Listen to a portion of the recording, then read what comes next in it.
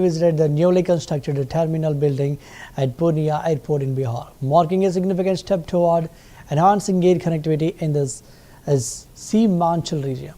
During his visit, he is set to launch a series of development projects valued at over 36,000 crore rupees, aimed at boosting infrastructure, energy, agriculture, and housing across the state.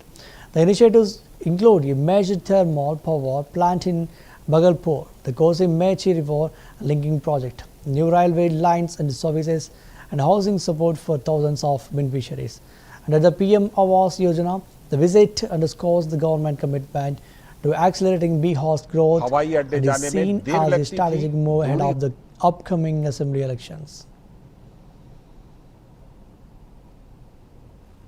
और लोग पूर्णिया के airport का इस्तेमाल कर पाएंगे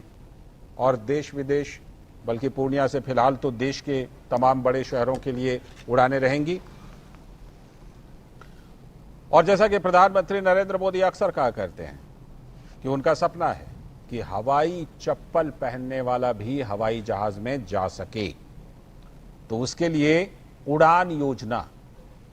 ये एक ऐसी योजना है जिसके तहत देश में हवाई अड्डों की संख्या को 2 गुनी से भी ज्यादा कर दिया गया है। और जो डोमेस्टिक एयरलाइंस है, आप उसके कारोबार को भी देखें तो उसमें बहुत बड़ा उछाल आया है। प्रधानमंत्री नरेंद्र मोदी का इंफ्रास्ट्रक्चर पर लगातार जोर रहा है और उसी के तहत आज पूर्णिया के इस नए हवाई अड्डे का उद्घाटन प्रधानमंत्री ने किया है। हवाई अड्डे जाने में देर लगती थी, दूरी होती थी, अब वो समय भी कम हो जाएगा, दूरी भी कम हो जाएगी